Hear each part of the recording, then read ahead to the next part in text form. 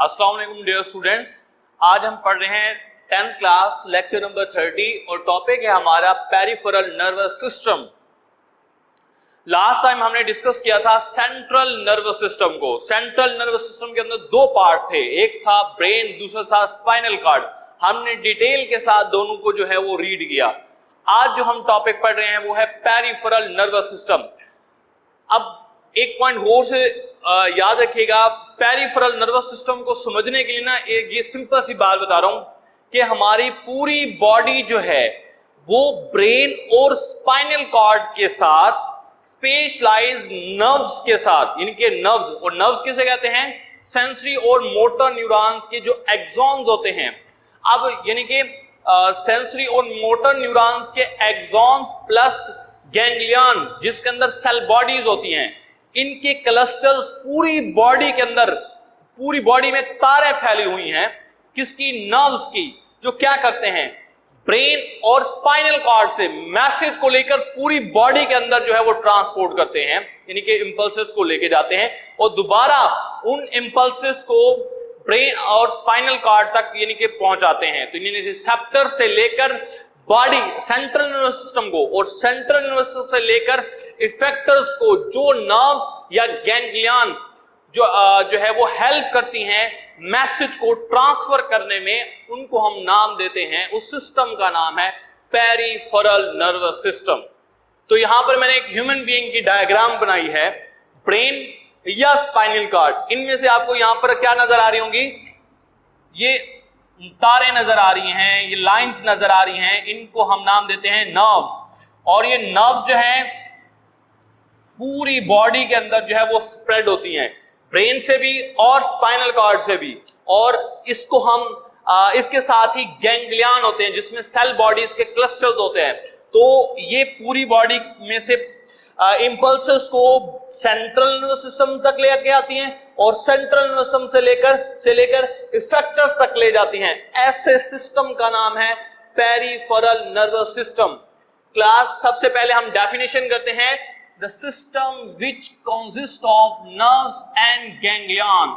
दो हिस्से हैं, एक है नर्व्स और दूसरे हैं ganglion. What are the nerves? Nerves are the bundle of axons which are surrounded by a lipid layer which is myelin sheath.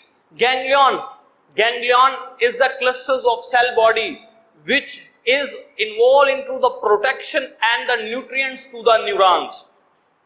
Next है हमारे पास, and these arise from brain and spinal cord and spread throughout the body parts and connect the body part to coordinators. Brain and spinal cord is called peripheral nervous system. ये आप definition सबसे पहले right कर लेंगे अपनी book के ऊपर। तो इसमें आप देख सकते हैं ऐसा सिस्टम है जो नर्व्स और गैंग्लियन पे कंसिस्ट करता है। दूसरा पॉइंट है हमारे पास, इसके अंदर जो ब्रेन और स्पाइनल कॉर्ड से नर्व्स ओरिजिनेट होती हैं वो पूरी बॉडी पार्ट्स तक, यानी कि कह सकते हैं ब्रेन और स्पाइनल कॉर्ड तक जो है वो अपना मैसेज लेके जाती हैं। तो इनको हम नाम देंगे पेरिफेरल नर्वस सिस्टम। नेक्स्ट हमारे पास है गैंग्लियन। गैंग्लियन की डेफिनेशन मैंने अभी आपको बताई थी, क्या होती है गैंग्लियंस?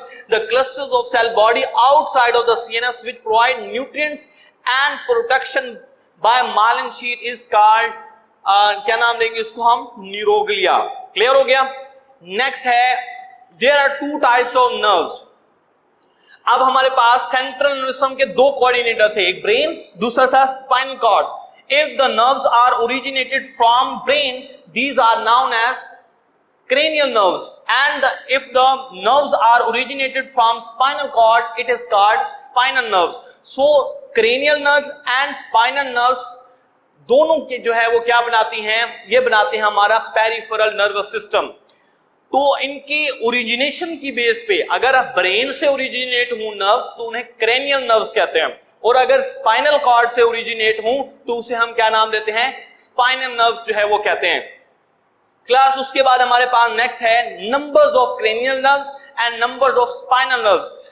याद रखें जो क्रेनियल नर्व्स हैं उनके नंबर्स हैं 12 पेयर्स या 24 नर्व्स होती हैं, प्लस हमारे पास हैं स्पाइनल नर्व्स जो स्पाइनल कॉर्ड से ओरिजिनेट होती हैं और इनके नंबर हैं 31 पेयर या 62 nerves which are originated from spinal cord. Clear?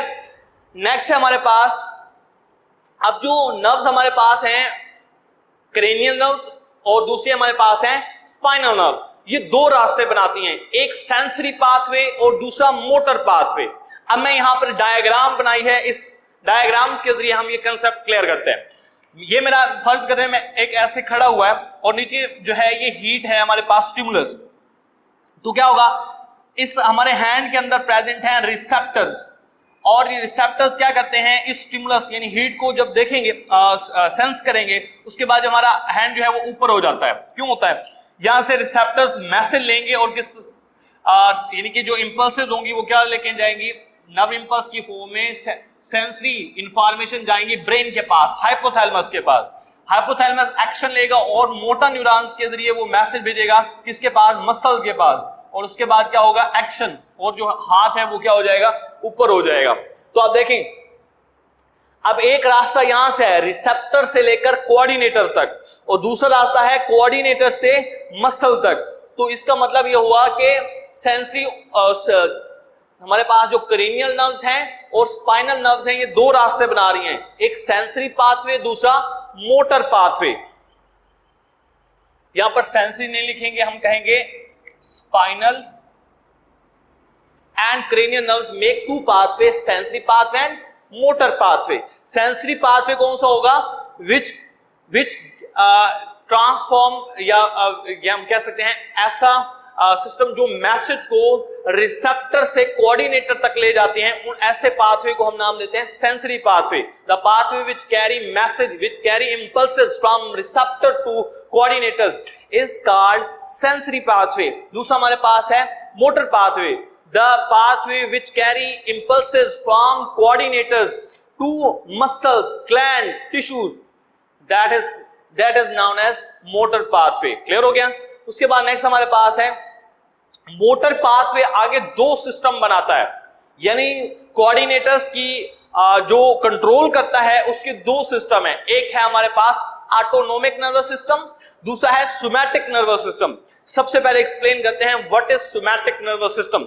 याद रखिए, हमारी बॉडी के अंदर जितने भी कॉन्शियस मूवमेंट होती हैं वो कंट्रोल करता है सोमैटिक नर्वस सिस्टम, और जो सोमैटिक नर्वस सिस्टम है ये हमारी बॉडी के अंदर जो है ये कॉन्शियस या वॉलंटरी मूवमेंट को कंट्रोल करता है। तो इसके अंदर और हमारे पास जो मसल्स होते हैं जो वॉलंटरी मूवमेंट्स को कंट्रोल करते हैं उनका नाम है स्केलेटल मसल। क्लियर हो गया?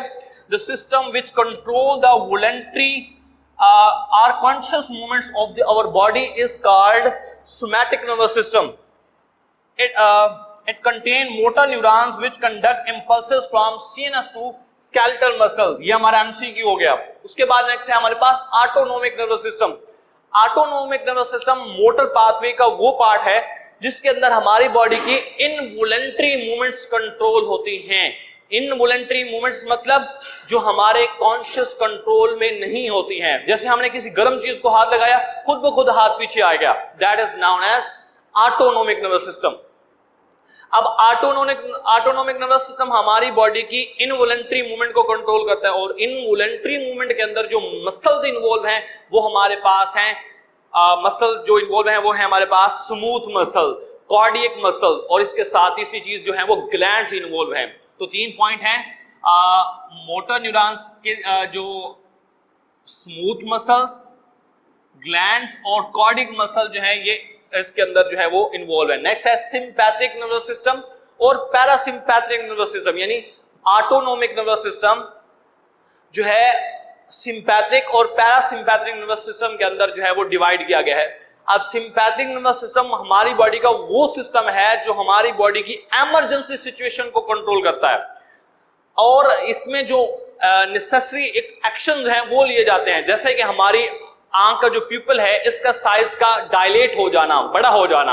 नंबर 2, डाइजेशन का स्टॉप हो जाना, इनहिबिट हो जाना, और इसके साथ ब्रीथिंग रेट का बढ़ जाना, हार्ट रेट का बढ़ जाना, ब्लड सर्कुलेटरी सिस्टम का इंक्रीज हो जाना, that is called sympathetic nervous system which is also known as fight और flight, fight and flight movements. और ये कौन सा होगा? Deal with the emergency situation, ऐसा सिस्टम जो हमारी बॉडी की इमरजेंसी सिचुएशन को कंट्रोल करता है, या जिसको हम फाइट और फ्लाइट मूवमेंट कहते हैं, that is called sympathetic nervous system. और ये क्या करेगा, नेसेसरी एक्शन लेगा, कौन से, प्यूपल का डायलेट हो जाएगा, ब्लड प्रेशर बढ़ जाएगा, रिस्पिरेटरी सिस्टम इंक्रीज हो जाएगा, हार्ट बीट इंक्रीज हो जाएगा, डाइजेशन स्टॉप हो जाएगी। और इसको उलट कर दें तो हमारे पास है पैरासिम्पैथिक नर्वस सिस्टम। उसमें क्या होगा, इसके उलट होगा कि इमरजेंसी सिचुएशन को नॉर्मलाइज किया जाएगा, और इसमें क्या होगा, प्यूपल कॉन्टैक्ट होगा, रिस्पिरेटरी सिस्टम डिक्रीज हो नॉर्मल हो जाएगा, और इसी की तरह हमारा जो हार्ट बीट है वो नॉर्मल हो जाएगा, और तीसरा लास्ट जो है वो डाइजेशन जो है वो इंक्रीज हो जाएगी, प्रमोट कर दिया जाएगा। That is called parasympathetic nervous system. तो सिंपैथिक और पैरासिम्पैथिक नर्वस सिस्टम, ये हमारा शॉर्ट क्वेश्चन इंपॉर्टेंट है। इसी के साथ हमारा जो है सोमैटिक और ऑटोनोमिक नर्वस सिस्टम में डिफरेंस, ये हमारा शॉर्ट क्वेश्चन है।